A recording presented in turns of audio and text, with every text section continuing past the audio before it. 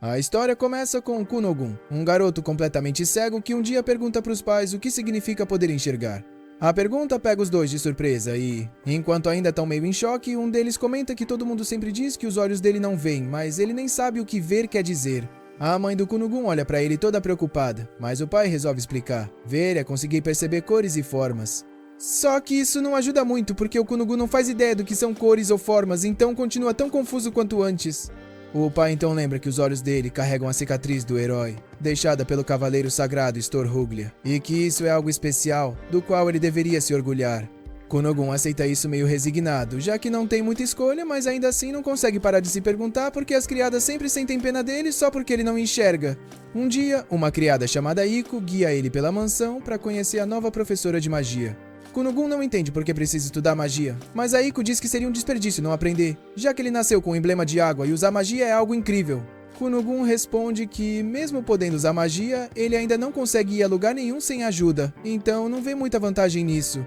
Depois de andar um pouco pela casa, ele finalmente conhece Jenny Corsi, que diz que a partir daquele momento será a professora de magia dele. Poucos minutos depois do início da aula, Kunogun pega um cajado mágico e consegue lançar um feitiço com sucesso. Só que ele não faz ideia de que tipo de magia usou. E então a Jenny explica que é um feitiço de água chamado Auri, que permite criar água usando magia. Ela comenta que o que ele criou tem mais ou menos o tamanho de um globo ocular e isso chama totalmente a atenção dele. Na mesma hora, a Jenny entra em pânico por achar que falou isso na frente de um garoto cego e, para não parecer insensível, tenta explicar que só usou uma comparação para ajudar. Enquanto isso, Kunogun tá ocupado tentando imaginar o tamanho dos próprios olhos e do que acabou de criar, até chegar à conclusão de que talvez ele consiga criar olhos com magia. Nesse momento, ele fica completamente decidido. Vai criar seus próprios olhos usando magia. Na hora do almoço, ele começa a sentir a comida com as mãos, desmontando o sanduíche só para descobrir o que tem dentro. Kunogun nunca tinha pensado nisso antes, mas agora tá super curioso sobre o que ele come. Tudo parece interessante, e ele se pergunta o que é aquela coisa fresca, meio parecida com grama na boca dele. A Iko diz que aquilo é alface, e que o que tem no pão é mostarda. Ele pega outra coisa do prato achando que é uma maçã, mas a Iko explica que na verdade é uma ameixa.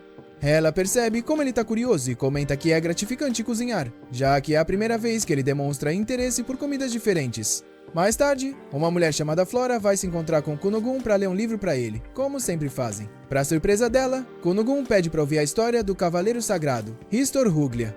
Ela fica um pouco surpresa com o pedido, mas aceita meio relutante depois que a Iko a tranquiliza. A Flora pede para ele avisar se a história ficar pesada demais, mostrando claramente que tá preocupada com ele. Kunogun responde que não precisa se preocupar, porque agora ele tá com sede de todo tipo de conhecimento. Na história, é explicado que, há muito tempo, houve uma guerra entre os heróis do mundo e o Rei Demônio. O herói daquela nação, Storhuglia, derrotou o Rei Demônio no final, mas perdeu um braço e uma perna na batalha. Desde então, de vez em quando nascem descendentes do Stor com algo faltando, como um braço, uma perna ou a visão. As pessoas chamam essas crianças de reencarnações do herói, a chamada cicatriz do herói. Mesmo assim, Kunogun se vê como ele mesmo e reconhece que o poder mágico que tem é só dele. Durante o treino, ele consegue usar o feitiço Auri e multiplicar as gotas de água por 4. Kunogun fica ainda mais decidido. Com seu poder, ele pode usar magia, e com a magia ele vai criar globos oculares. Ele decide que vai fazer isso custe o que custar, mas logo depois de lançar o feitiço, percebe o quão difícil é, quando seu corpo simplesmente desaba. Depois de se recuperar, ele entende que vai precisar de muito mais conhecimento e resistência física, já que os dois são necessários para usar magia poderosa. A Iko lembra que ele ainda só tem 7 anos e não come muito, mas que vai crescer com o tempo. Kunogun responde que esperar não é uma opção e que desmaiar só usando magia básica é inaceitável. A Iko explica que aumentar a quantidade de comida de uma vez faria mal, então eles têm que fazer isso aos poucos. Kunogun concorda e diz que também quer fortalecer os músculos, mas admite que não é bom em correr nem em andar. Então a Iko sugere que ele treine com a espada. Quando Kunogun reclama da ideia, ela diz que vai arrumar um professor decente para ele. Alguns dias depois, o Kunogun finalmente começa a treinar com a espada, e o Auro, o novo tutor dele, manda ele prestar atenção nos músculos do braço e do ombro. Ele também explica que o golpe tem que vir na ordem certa, ombros, cotovelos e depois os pulsos, e o Kunogun segue tudo direitinho. A Iko observa o treino com atenção até perceber que a Jenny chegou. Quando o Auro vai embora, a Jenny se aproxima do Kunogun e comenta que dá pra ver que ele tá aprendendo esgrima. O Kunogun explica que é porque ele precisa de conhecimento e resistência para usar magia. A Jenny fica meio surpresa com quanto ele mudou em poucos dias. A Iko rapidamente troca a espada do Kunogun por um cajado e a Jenny decide revisar o feitiço Auri da última aula. Ela não espera muita coisa, mas quando Kunogun lança várias esferas de água ao mesmo tempo, ela fica completamente sem palavras. A Jenny não consegue entender como ele aprendeu tanta coisa sozinho se ela ensinou tão pouco. Sinceramente, isso faz ela achar o Kunogun assustador de tão talentoso. Em outra cena, vemos a princesa Mirika Ruglia na mansão dela, e a criada avisa que a carruagem já tá pronta. A Mirika só se pergunta se ela realmente precisa ir, então a criada pergunta se ela odeia tanto assim a ideia de visitar o noivo. A Mirika comenta que tem certeza de que o Kunogun sente o mesmo, já que ele sempre parece deprimido. A criada lembra que isso é decisão do rei, então a Mirika não tem escolha. Dentro da carruagem, a Mirika começa a pensar no Kunogun, que nasceu com a cicatriz do herói e é uma figura importante para o reino de Ruglia. Ela sabe que esse casamento político faz parte das obrigações dela como realeza, mas não consegue evitar lembrar da primeira vez que se conheceram. Ela sempre tentava animar ele, perguntando do que ele gostava e do que queria brincar, mas a única resposta dele era nada, porque ele não podia fazer nada nem ir a lugar nenhum sozinho. A expressão dela fica triste ao lembrar disso, e ela não consegue acreditar que vai ter que ver aquele rosto sombrio pelo resto da vida. Para a surpresa dela, quando reencontra o Kunogun, ele a cumprimenta com um sorriso aberto, muito mais animado do que nunca. A Mirika não sabe nem como reagir, e quando pergunta o que aconteceu, o Kunogun diz que se apaixonou pela magia. Ele decide mostrar o feitiço a Ori ali mesmo, criando uma esfera de água e indo além, transformando aquilo num pequeno arco-íris para ela. A Mirika fica completamente encantada com a cena e percebe o quão incrível aquilo é. O Kunogun pede desculpa por ter feito ela andar pisando em ovos perto dele antes, e pergunta se hoje ela vai ouvir as histórias dele, já que ultimamente ele tem feito muitas coisas legais. A Mirika olha pra ele surpresa, porque não sabia que ele conseguia fazer uma expressão daquele jeito. Sem pensar duas vezes, ela pega na mão dele e vai junto, super animada pra ouvir tudo. No fim do dia, ela volta pra casa pensando no quanto foi divertido passar o tempo com o Kunogun e desejando poder vê-lo de novo logo. Enquanto isso, o Kunogun também fica pensando nela depois que ela vai embora, já que ela nunca tinha oferecido a mão pra ele antes. A Eiko diz que isso é porque ele é um verdadeiro cavalheiro, e o Kunogun de repente sente que precisa aprender a se comportar melhor perto da Mirika. Então ele decide pedir ajuda pra Flora, dizendo que quer se tornar um cavalheiro digno da princesa Mirika. A Flora aceita toda feliz, e diz que eles vão revisar postura e boas maneiras de um cavalheiro. Mas a Eiko interrompe e pede pra ela fazer dele um cavalheiro com senso de humor também. Enquanto isso, a gente vê a Jenny toda confusa, sem saber o que fazer depois de ver as habilidades mágicas do Kunogun. Criar 7 esferas de água lindas ao mesmo tempo é algo que nem ela consegue fazer. Ele já dominou completamente a magia elemental, então parece que tá aprendendo rápido demais e nesse ponto não tem mais nada que ela possa ensinar. Mesmo assim, a Jenny pensa em avançar para magia intermediária, mas muda de ideia na hora. A pessoa no quarto ao lado ouve ela falando sozinha, toda desesperada, e pede pra ela ficar quieta, o que só deixa a Jenny ainda mais nervosa. Ela tenta se acalmar, dizendo que isso era pra ser um trabalho tranquilo e bem pago, ensinando magia elemental pra uma criança. E apesar da magia ser conveniente, ela não é exatamente segura. Então ainda é cedo demais pra um garoto de 7 anos como o Kunogun aprender magia avançada. Mesmo assim, do nada, a Jenny pega a caneta e começa a escrever, dizendo que ainda é cedo pra desistir. A pessoa do lado pede de novo pra ela fazer silêncio, claramente irritada com o barulho. A Jenny entra em pânico, pede desculpa outra vez, mas continua escrevendo, dizendo que não vai largar esse trabalho porque tem contas pra pagar. Na próxima vez que ela vê o Kunogun, chega toda animada e diz que eles vão tentar algo diferente. O Kunogun responde que aceita qualquer coisa que ela disser depois de ouvir isso com a voz linda dela. Fica bem claro que ele tá colocando em prática o novo charme depois de aprender a agir como um cavalheiro, e a Jenny percebe que ele mudou de novo. Deixando isso de lado, ela explica que o feitiço Auri que ele usa só cria água, então eles vão dividir a magia em partes. O Kunogun pergunta se isso significa separar a criação da água, fazê-la flutuar e manter o formato esférico. A Jenny elogia a resposta e diz que dá pra ir ainda mais fundo, pensando em temperatura, viscosidade, composição, cor, forma, brilho, aroma e sabor. Ela explica que existe uma grande variedade de água e decide mostrar isso criando 2 esferas. O Kunogun toca nas duas e percebe na hora que uma é fria e a outra quente. A Jenny confirma e diz que essas alterações mágicas dão personalidade à magia, definindo claramente cada feiticeiro e seus talentos. O Kunogun entende que dá pra mexer nos detalhes finos da magia e, na próxima vez que lança o Aori, consegue criar água com sabor. A Eiko prova e diz que tem gosto de maçã, mas o Kunogun corrige ela, dizendo que na verdade é ameixa. A Jenny quase fica pálida ao ver que o Kunogun dominou instantaneamente a alteração mágica que ela passou a noite inteira tentando aprender. Ela tenta manter a calma e comenta que parece que ele consegue fazer tudo, mas o Kunogun diz que na verdade é um pouco difícil. Isso surpreende a Jenny e dá um pouco de esperança, até ele prometer que com o tempo vai dominar tudo. Naquela noite, ele fica acordado na cama segurando 2 maçãs, pensando em como consegue distinguir formas e aromas, mas não cores. Se ele não souber cores, não vai conseguir fazer alterações mágicas completas nem criar olhos. Então ele precisa aprender isso, porque quer enxergar tudo nesse mundo. Na manhã seguinte, Aiko pergunta o que ele quer beber, e ele diz que quer chá com leite sem leite, ou seja, só água quente. Então o Kunogun usa o Aori para criar uma esfera de água quente. Aiko não consegue esconder o quanto ficou impressionada e comenta que a magia é realmente incrível, ainda mais para alguém que não tem magia, já que parece um verdadeiro milagre divino. O Kunogun move a esfera de água, e no instante em que ela se aproxima das maçãs, ele se levanta de repente, todo chocado. Aiko corre e pega água com o Bully, perguntando o que aconteceu, claramente preocupada com a reação dele. Depois de alguns segundos em silêncio, meio sem acreditar, o Kunogun diz que acha que viu alguma coisa. Aiko larga tudo na hora e pergunta se isso é sério, mas ele tenta explicar que não sabe ao certo, que tecnicamente acha que não chegou a ver de verdade. Aiko não pensa 2 vezes e belisca as bochechas dele, dizendo que queria que ele fosse um cavalheiro com senso de humor, mas não que ficasse contando piadas sem graça. O Kunogun tenta fazê-la parar e explica que sentiu como se tivesse visto cores, ou melhor, como se tivesse sentido as cores através da magia. Quando ela finalmente solta ele, o Kunogun pega uma maçã verde e pergunta se ela é vermelha. Aiko se acalma rapidinho e responde que não, que é verde. Aí ele pega uma maçã vermelha e pergunta de novo, e Aiko responde. Então ele confirma que, pra ele, as cores e os nomes ainda não batem, porque ele nunca tinha visto cores antes. O Kunogun fica claramente confuso com isso. Então Aiko explica que existem expressões e formas de falar usando cores. Ela pergunta se ele consegue dizer quantas maçãs tem na mesa, e o Kunogun responde que consegue distinguir 3 maçãs vermelhas e 2 verdes.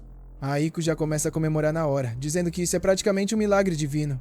Sem perder tempo, ela vai contar tudo pro pai dele, dizendo que o Kunogun agora consegue ver cores. Explica que ainda é num alcance pequeno, mas ele já consegue reconhecê-las. Quanto mais perto ele tá do objeto, mais claro fica, e quando toca, consegue distinguir a cor. O pai do Kunogun fica claramente surpreso e pergunta se isso quer dizer que ele agora consegue ler livros. Aiko confirma, dizendo que ele consegue seguir a tinta para reconhecer as cores e que, mesmo sem saber letras ainda, ele vive grudado em livros ilustrados e enciclopédias. Depois de processar tudo isso, o pai do Kunogun pede para Aiko voltar para a casa principal. Ela tinha se mudado porque o Kunogun não queria incomodar os outros e o marido dela precisava cuidar dele sem descanso. Mas agora isso poderia mudar. Só que Aiko diz que não acha uma boa ideia, porque o Kunogun tá passando por uma mudança enorme e cada dia já é uma luta. Mudar o ambiente agora pode atrapalhar ele a alcançar seus objetivos. O pai do Kunogun entende rápido e concorda, dizendo que ela tá certa e que ele já está perto o suficiente para ver o filho sempre que quiser. Ele pede desculpa por ter colocado Aiko nessa situação de cuidar do Kunogun sozinha, mas ela garante que não tem problema, já que gosta de trabalhar pelo dinheiro. O pai dele sorri e diz que o jeito alegre dela pode fazer muito bem pro filho, e ainda aproveita para dizer que mais do que um elogio, ela adoraria um aumento. Só que aí ele cai na risada, deixando bem claro que isso não vai rolar. Algum tempo depois, Aiko vê o Kunogun treinando magia de novo. Ele explica que a Jenny vai chegar em breve e que queria surpreender ela. Aiko incentiva ele a dar o melhor de si. Então o Kunogun lança a Aori, criando uma enorme esfera de água vermelha acima deles. Aiko diz que é uma cor linda, como os olhos de um coelho branco.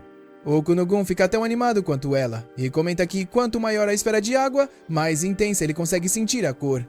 Ele tenta admirar aquela cor que está percebendo, mas bem nessa hora os pais e o irmão dele chegam. A mãe diz que ouviu a novidade e que sabe que ele agora consegue ver cores. O Kunogun sorri e reconhece a voz dela na hora, sabendo que é sua querida mãe. A emoção faz ele perder a concentração, e a enorme esfera de água cai em cima dele e da Aiko. Depois de um breve silêncio, o Kunogun simplesmente ignora o que acabou de acontecer e continua falando com a mãe, todo encharcado. Só que como aquela água vermelha parece muito com sangue, a cena assusta a mãe dele, que grita apavorada e, antes de entender qualquer coisa, desmaia nos braços do filho. O pai do Kunogun fica furioso na hora, perguntando como ele teve coragem de fazer algo tão horrível.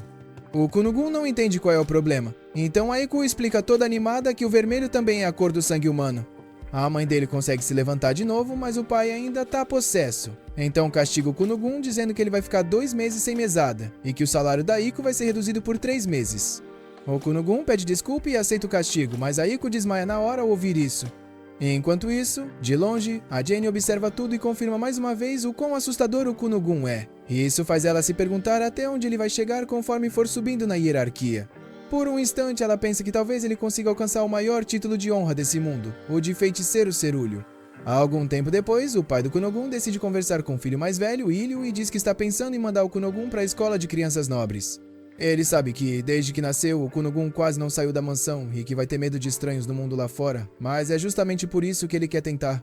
Ilho fica meio hesitante por um momento, porque a única coisa que vem à cabeça dele é aquela vez em que tentou brincar com o irmão mais novo, mas o Kunogun tropeçou na escada e soltou a mão dele. Mesmo sentindo culpa ao lembrar disso, Ilho olha para o pai com determinação e diz que vai aceitar e proteger o Kunogun a qualquer custo. E em outra cena, a gente vê o Kunogun lendo um livro tranquilamente, acompanhando as palavras com o dedo. Aiko pergunta o que ele está lendo, e ele responde que é sobre hidromancia. Kunogun explica que dá para encher um recipiente tratado com poderes sobrenaturais com água para prever o futuro, ou procurar objetos perdidos. Aiko se empolga na hora e pergunta se ele pode procurar a juventude e o brilho que ela perdeu. Kunogun tranquiliza ela, dizendo que ela ainda é jovem e está no auge da vida. Então Aiko pergunta se ele pode usar a hidromancia para encontrar o futuro marido dela. Kunogun só responde que ela é uma mulher incrível, então os homens nunca vão parar de rodear ela. Ele ainda comenta que, se não fosse o segundo filho do Marquês, ele se casaria com ela. Enquanto eles ficam brincando e zoando sem parar, a Flora só observa com um sorriso meio desconfortável, se perguntando como eles conseguem ser tão animados. Quando as lições começam, o Kunogun responde tudo certo, mas a Flora continua preocupada. Ela foi quem deu aulas para ele e ensinou as maneiras de um nobre cavalheiro. Só que a ideia da Aiko de transformar ele num cavaleiro bem-humorado faz a Flora duvidar se ela tá fazendo a coisa certa. Um homem alegre pode ser atraente e isso combina mais com o Kunogun. Mesmo achando esse pensamento meio superficial, ela continua cheia de dúvidas. O Kunogun percebe que ela está perdida nos próprios pensamentos e pergunta por que ela parece tão preocupada. Antes mesmo dela responder, ele decide brindar com a xícara de chá só para admirar o momento. Isso confirma a suspeita da Flora de que ela é meio superficial, mas ainda assim ela admite que, comparado à primeira vez que o conheceu, ele ficou bem mais adorável. Kunogun cheira o chá e diz que é uma colheita de 12 anos do novo reino, digna de uma mulher tão bonita quanto ela. Aiko corrige ele, dizendo que na verdade é nacional de Ruglia, mas isso só faz ele rir. A Flora continua observando a interação deles com um sorriso meio sem jeito, sem saber muito bem como reagir. À noite, Aiko decide levar o Kunogun de volta para casa, dizendo que o Lord Gurion está esperando por eles. Um vento forte e gelado faz os dois tremerem no caminho, então o Kunogun pergunta se pode fazer alguma coisa. Aí ele conjura Auri, criando 2 esferas de água quente para manter eles aquecidos. Aiko abraça uma das esferas, curtindo como ela é quentinha e macia, dizendo que é muito gostoso de tocar. Kunogun explica que encapsulou a água com uma membrana macia e elástica, mas que ainda é só um protótipo. Ela comenta que adoraria ter uma cama feita daquilo para dormir, e ele admite que também já pensou nisso. Enquanto praticamente inventa a cama d'água, o Kunogun começa a se perguntar o que o pai dele quer conversar com ele, com medo de ter feito alguma coisa errada. Aiko diz que não acha que ele tenha feito nada digno de bronca, já que aprendeu a lição depois do incidente do Mar de Sangue. Quando finalmente chegam à mansão, eles são recebidos pelo mordomo Valent e pelo irmão mais velho do Kunogun. Ilho caminha com ele pela casa e pergunta se ele quer que segure a mão dele para guiar. Kunogun tranquiliza o irmão e explica que tá tudo bem, que agora consegue se virar sozinho, já que percebe muito bem o que tá ao redor graças à magia. Ilho aceita rápido, mas ao olhar para o Kunogun não consegue evitar lembrar da expressão triste que ele tinha quando não conseguia se mover sozinho.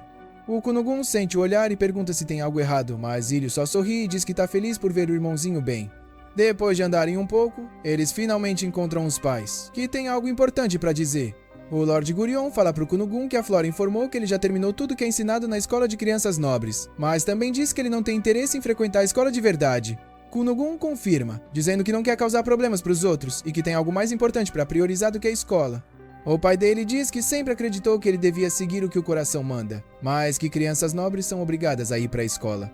Nos documentos, ele está matriculado na escola de nobres, mas como a situação dele é especial, eles conseguiram permissão do rei para que a escolaridade seja opcional. Kunogun fica em silêncio por um instante e depois comenta que isso cheira a nepotismo. O pai responde que não gosta desse jeito de falar e que esse não é o ponto, pedindo para ele pensar melhor. O Kunogun pergunta se ele tá falando do jeito que ele usa a mesada, já que o pai sempre reclama disso. Diz que pode até parecer desperdício de dinheiro, mas ele acredita que usa de forma responsável. O pai tenta dizer que não é sobre a mesada, mas o Kunogun continua agradecendo por ele sempre trabalhar tanto para sustentar a família. O pai pede para ele parar com isso, dizendo que faz ele parecer alguém da classe trabalhadora, e o Kunogun pergunta se ele ainda tá bravo por ele ter transformado o jardim num mar de sangue. O Gurion perde totalmente a calma e levanta a voz, dizendo que aquilo foi inaceitável e que, se acontecer de novo, ele vai ficar 6 meses sem mesada. A esposa tenta acalmá-lo e lembra que eles não estão ali para falar disso hoje. Depois de finalmente se controlar, Gurion explica que só quer que ele pense na princesa Mirika. Afinal, quem não cumpre suas obrigações como nobre acaba em desvantagem na alta sociedade. Ou seja, por causa dele, a Mirika poderia ser vista de forma negativa no futuro. O Kunogun entende a situação na hora e isso já é o suficiente para ele aceitar. Ele diz pro pai que vai pra escola, mesmo achando um saco.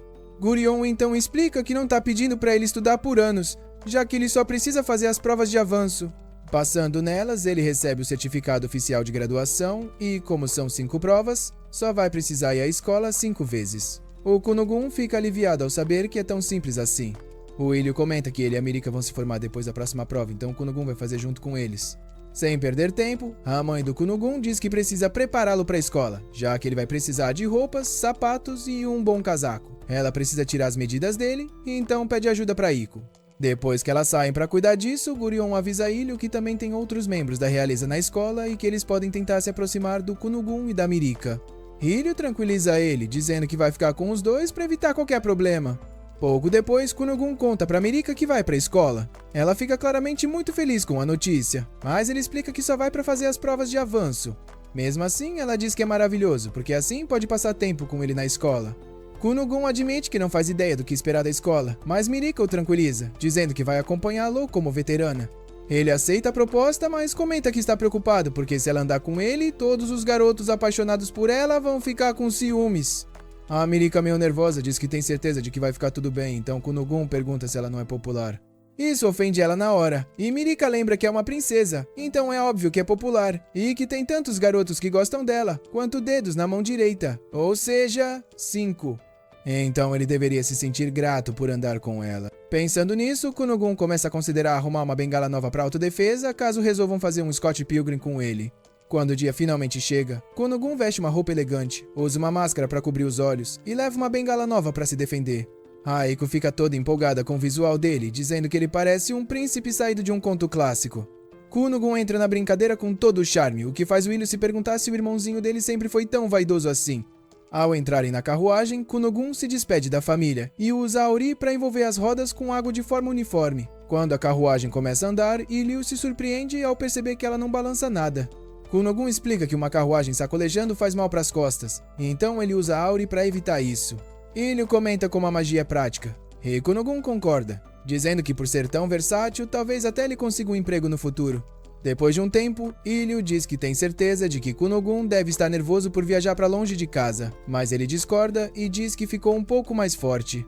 Ele sabe que o Ilho se preocupou muito com ele, principalmente quando ele caiu e se machucou, e que o Ilho se culpou por isso por muito tempo. Ilho fica surpreso por ele saber disso, mas Kunogun garante que agora está bem. Antes ele só queria desaparecer, mas agora está decidido a sobreviver, não importa o que aconteça.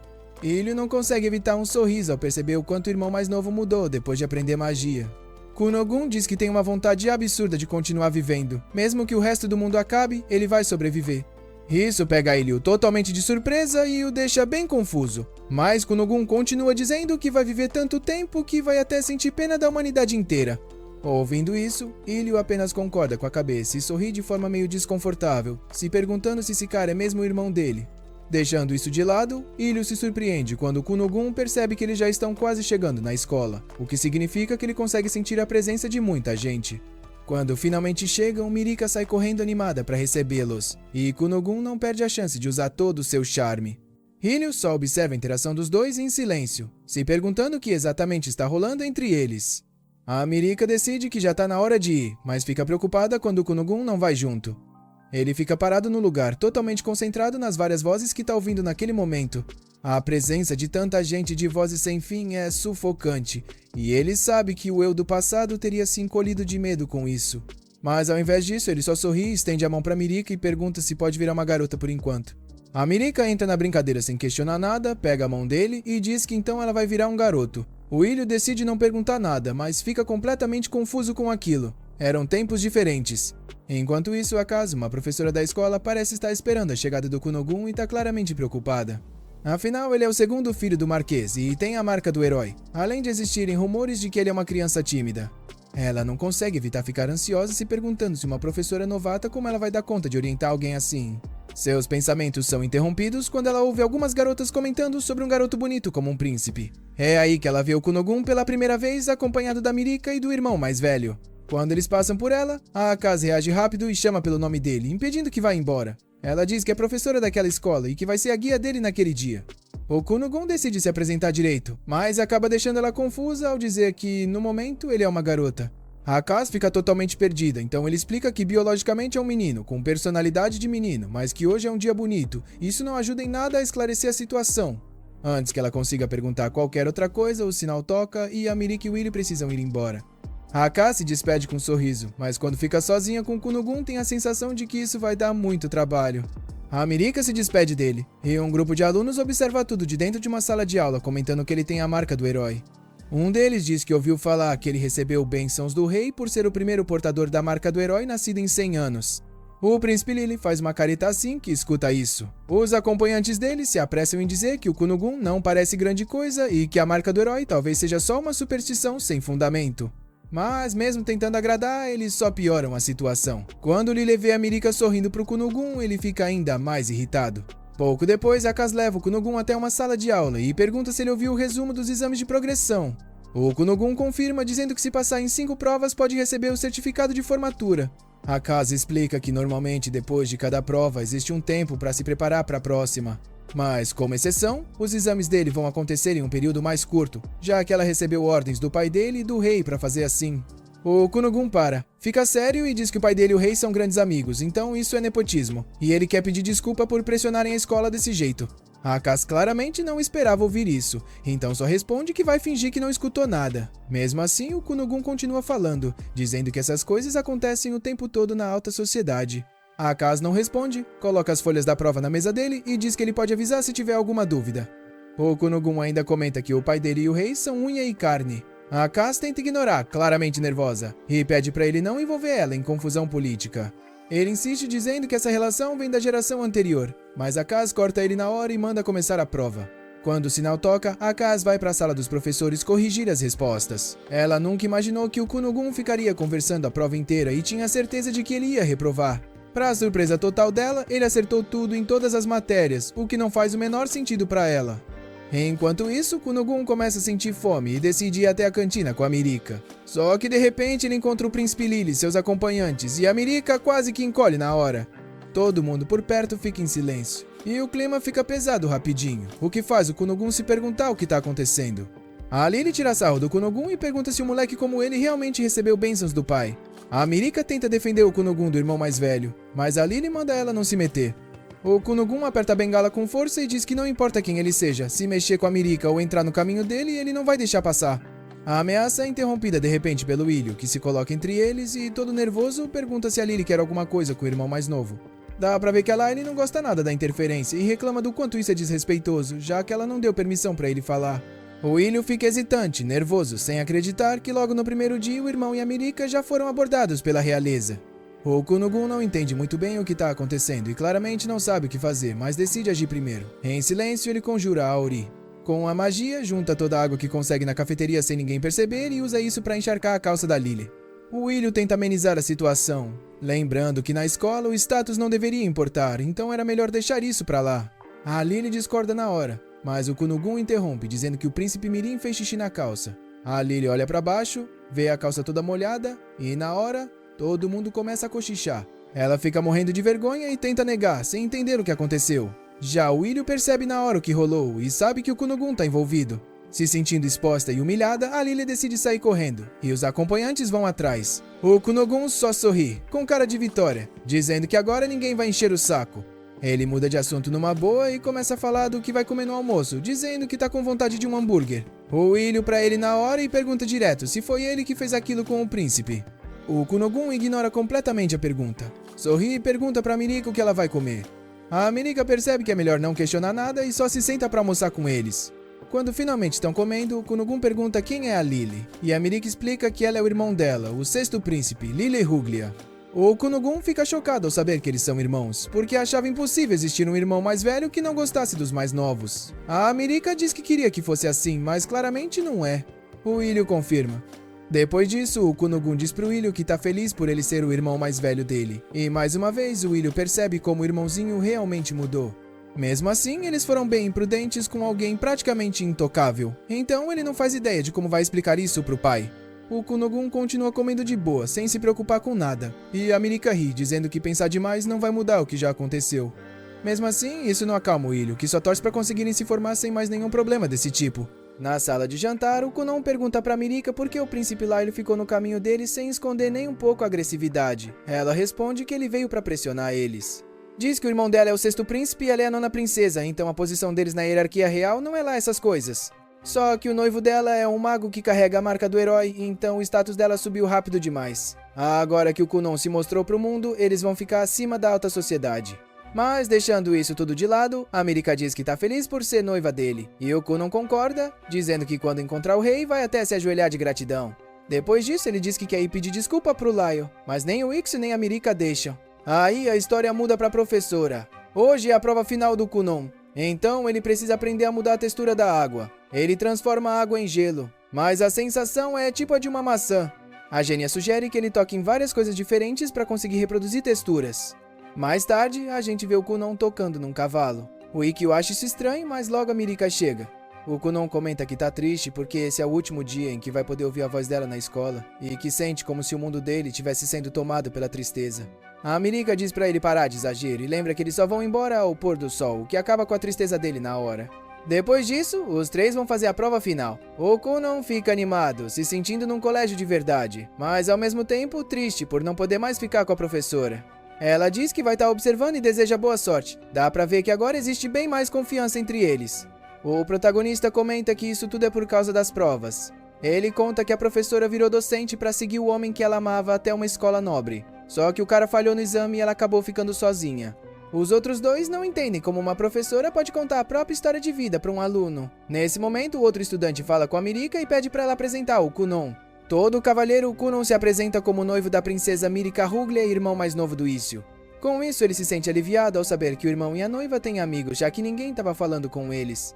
A Mirika explica que se eles viram ela sozinha, era porque ela queria passar mais tempo com ele, então pediu um pouco de paz para os amigos.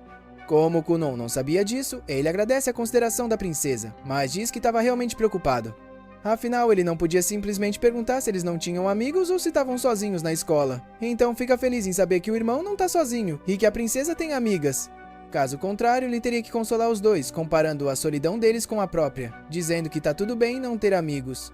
Todo esse drama deixa todo mundo sem reação, mas a Mirika entende que ele não liga pra não ter amigos. O Kunon confirma e ainda diz que humanos se viram bem sozinhos, o que deixa a sala inteira intrigada.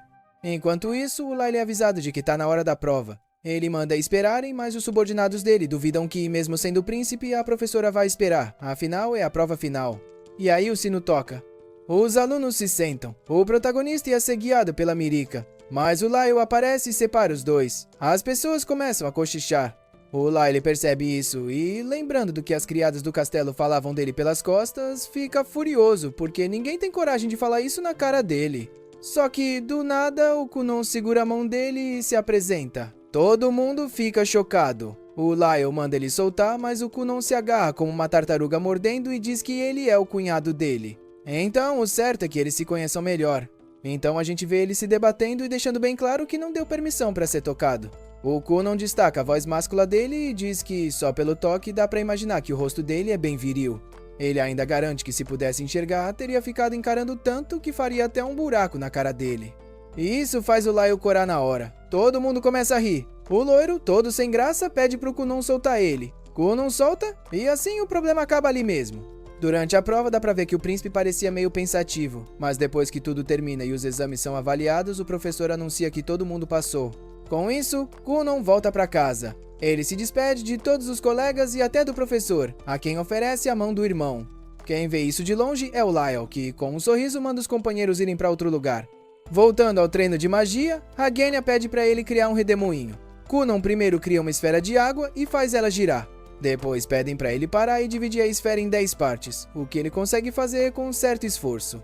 Ela também pede pra ele tingir a água de vermelho, verde e amarelo, além de mudar a textura, e ele faz tudo sem problema.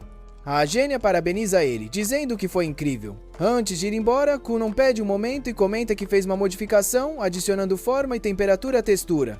Então a gente vê ele dar forma de um pássaro para a esfera, que sai voando. A gênia fica tão surpresa que cai no chão dizendo que acabou, que não tem mais jeito. Depois de um tempo, eles aparecem tomando chá. A gênia diz que quer falar com ele sobre algo. Kunon acha que deve ser sobre um jantar para comemorar a formatura dele e comenta que ela também está convidada. Mas ela diz que não é isso. Apesar de a formatura ser um bom momento para contar a verdade, ela pergunta se ele está mentalmente preparado, porque vai contar algo bem chocante. O Kunon fica preocupado com isso e toma um gole de chá. Antes de continuar, ele pede para Iko sair, e quando ela vai embora, ele fecha o punho, dizendo que isso é repentino demais, imaginando que a Jenny é uma deusa do céu noturno e que precisa voltar para o mundo dela. A Jenny até gosta da história, mas diz que não é nada disso. A verdade é que ela não tem mais nada para ensinar para ele. Ela confessa que já faz um tempo que não tem mais o que ensinar. Tudo sobre magia elemental que não serve para ataque, ela já ensinou. Agora o Kunon já lida com magia até melhor do que ela. Basta ele aprender uma magia nova para ultrapassar ela de vez. Kunon se levanta, dizendo que isso não é verdade. Ele confessa que sempre gostou dos truques e esquemas que ela usava para ensinar. Mesmo quando ela só tentava ensinar usando magia, a gênia percebe que o Kunon já tinha notado o desespero dela, e isso acaba deixando ela mais tranquila. Kunon diz que a magia dele se expandiu graças aos truques dela, lembrando de quando ela falou sobre Auri e comparou a esfera que ele criou com um globo ocular para ele. Ela deu a ele um propósito de vida, e todos aqueles truques ensinaram para ele a profundidade da magia.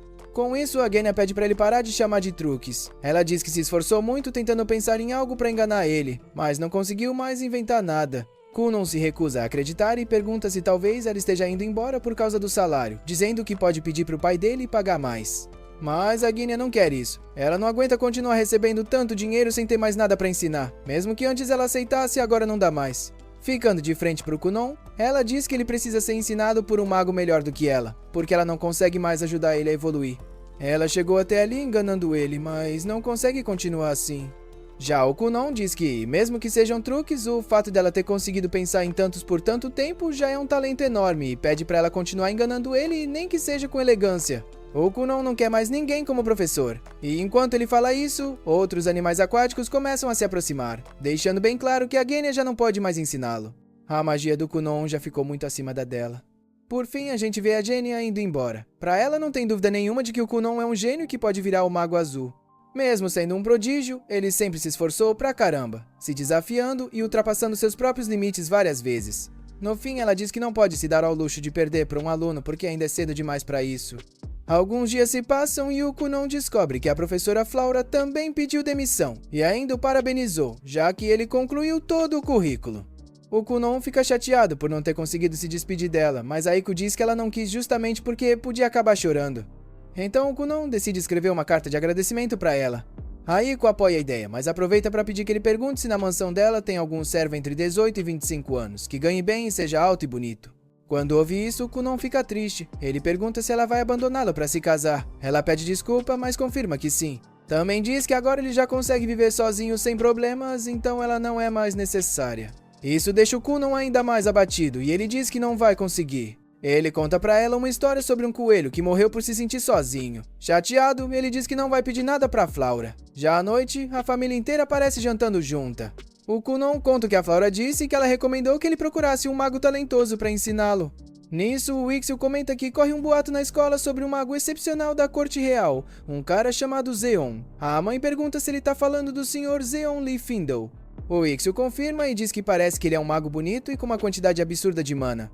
Ao ouvir isso, o pai manda todo mundo parar. Ele diz que é impossível convidar um mago da corte real. O Kunon pergunta se ele tem certeza, já que agora ele sabe que tem o favor do rei. O pai pergunta quem tá colocando essas ideias na cabeça dele, se por acaso foi a Iko. Quando citam o nome dela, a Iko espirra toda confusa.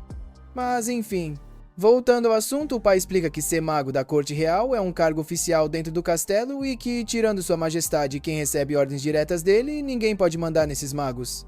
O Kunon fica impressionado com isso. O pai também comenta que eles quase nunca saem do castelo real e que o contato com eles é super restrito, basicamente só a família real.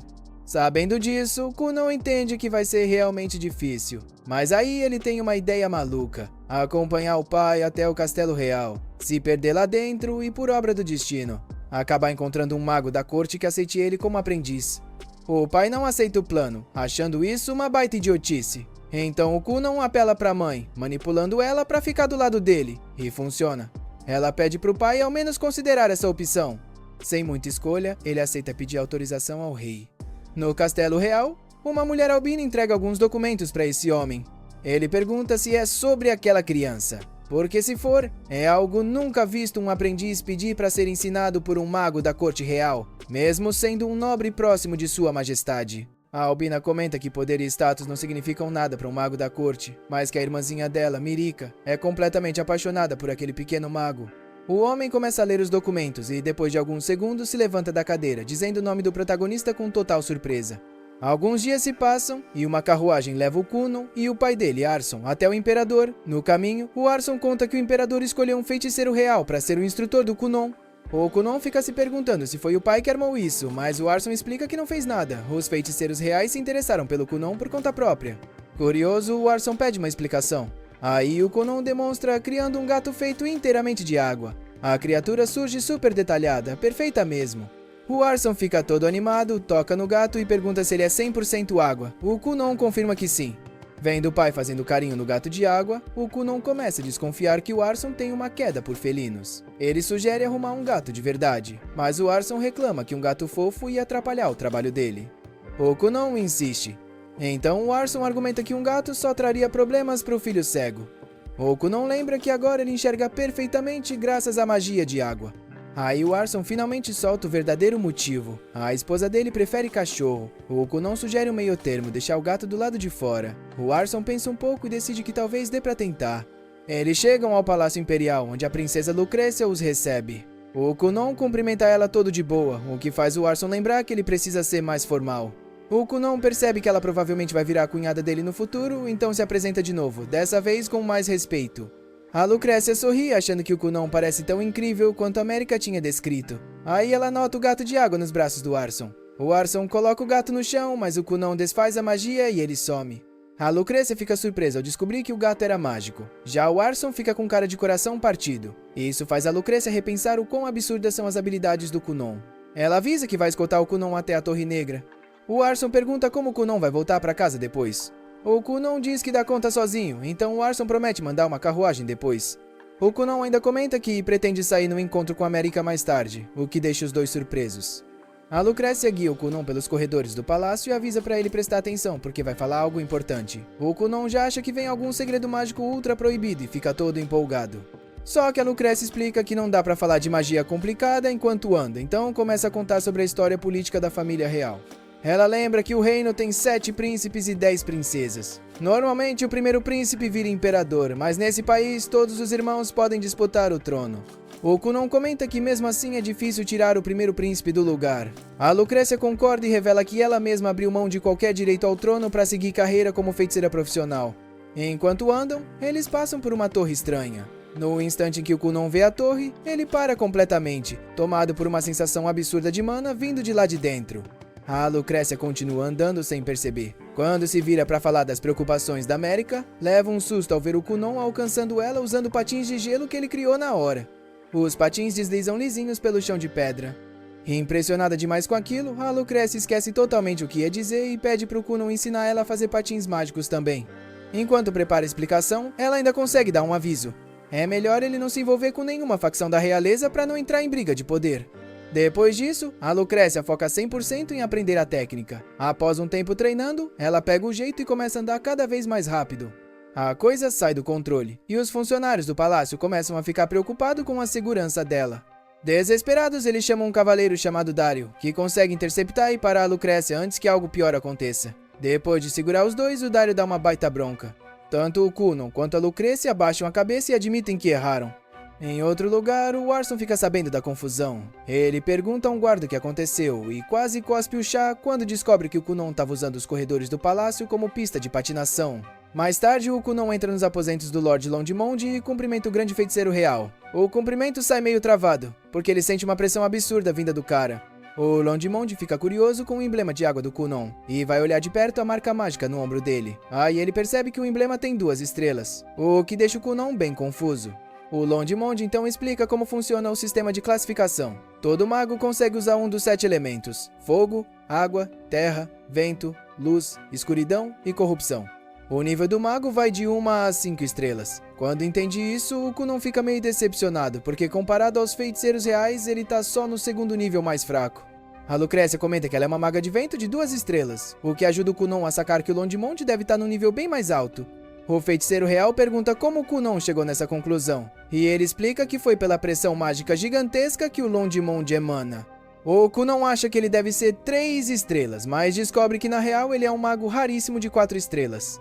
O Londimonde percebe que o Kunon não parece impressionado. O Kunon explica que ainda não entende direito que essas diferenças mudam na prática. Ele pergunta se o rank limita os tipos de técnicas que um feiticeiro pode aprender. O Londimonde esclarece que o rank só define a quantidade total de mana, não a variedade nem a complexidade das magias que a pessoa pode dominar. Depois disso, ele pergunta se o Kunon tá pronto para se dedicar a estudar magia avançada e fica todo empolgado com os treinos que vem por aí. Ele leva o Kunon para um campo de treinamento aberto, onde todos os magos reais estão reunidos. O Londimonde pede para ele mostrar suas habilidades impressionantes.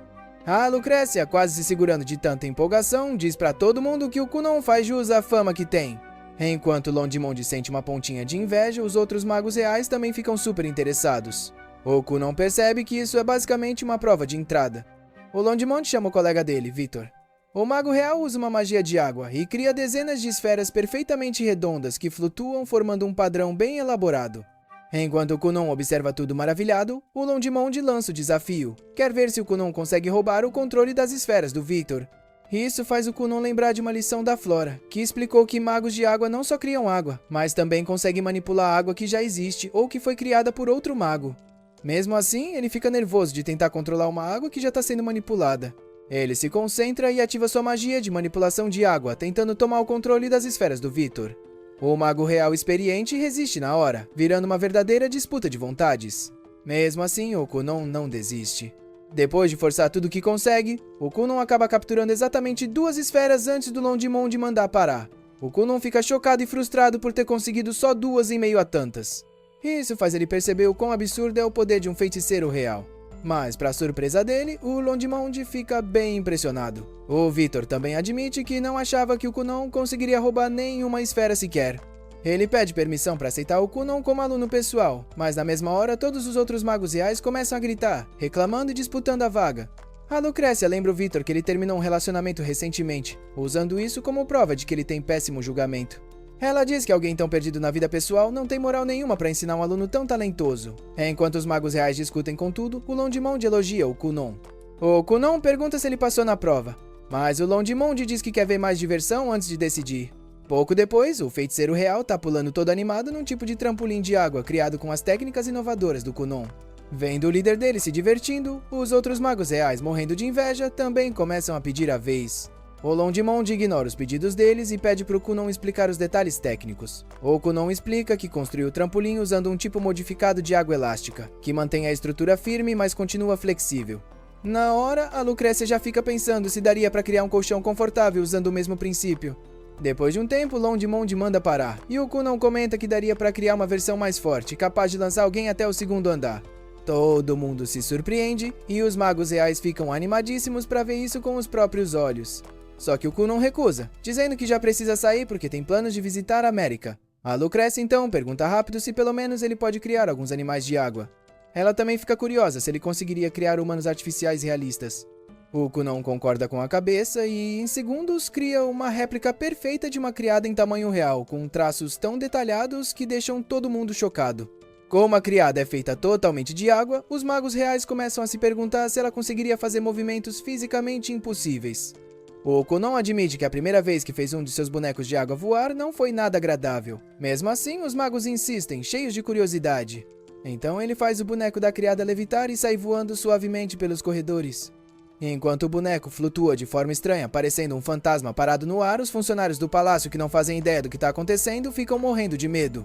Pouco tempo depois, os oficiais descobrem quem causou aquilo, e dão uma baita bronca nos responsáveis. Depois dessa segunda confusão, os magos reais começam imediatamente a jogar a culpa uns nos outros por terem pressionado o Kunon. Já o Kunon se sente realmente mal por ter causado problemas sérios 2 vezes.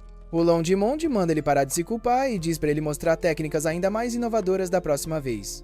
Aí vem a boa notícia. O Kunon foi oficialmente aceito na Academia Real de Magos. O Kunon comemora todo feliz, mas logo começa a se preocupar achando que entrar lá pode obrigar ele a se alinhar com alguma facção da realeza. A Lucrécia tranquiliza ele, explicando que os magos reais seguem uma neutralidade política rígida, então ele pode focar só em aprender magia avançada. Depois disso, o Londimonde pergunta se o Kunon tem algum objetivo final que motive ele a estudar magia. O Kunon explica que quer desenvolver a habilidade de criar olhos artificiais totalmente funcionais usando magia da água. Todos os magos presentes percebem na hora o quão ambicioso e difícil esse objetivo é. Mais tarde, o clima de comemoração do Kunon cai por terra quando o pai dele dá uma bronca pesada por ele ter causado tanto caos no palácio. A Lucrécia tenta defender o Kunon, dizendo que a ideia do boneco voador foi dos magos reais, mas o Arson continua culpando o filho, já que foi ele quem executou as magias problemáticas. Ouvindo a raiva justa do pai, o Kunon admite que agiu de forma irresponsável e pede desculpa de coração. Depois disso, ele se despede do Arson, que volta para casa. Como o Kunon fica no palácio, a Lucrécia lembra de repente que ele tem um encontro marcado com a América em breve. O Kunon se assusta, percebendo que perdeu totalmente a noção do tempo. Como ele já tá atrasado, a Lucrécia se oferece para levar ele rapidinho usando magia do vento. Os dois sobem numa bolha gigante de água que o Kunon cria. A Lucrécia levanta eles bem alto e sai voando numa velocidade absurda. Eles chegam em pouquíssimo tempo. O problema é que a Lucrécia erra completamente a aterrissagem e manda os dois despencarem em um mergulho quase vertical. Por sorte, a bolha de água do Kunon amortece a maior parte do impacto e evita que os dois se esborrachem no chão. Pouco depois da aterrissagem desastrosa, o Dario encontra os dois estirados no chão e logo percebe que eles aprontaram mais uma loucura. Enquanto isso, na residência dela, América tá super nervosa pensando em qual roupa seria melhor pro encontro com o Kunon. Vendo a patroa toda agitada, a criada pessoal dela não consegue deixar de se perguntar que tipo de garoto incrível esse Kunon deve ser para fazer o coração da sua senhora bater tão acelerado assim.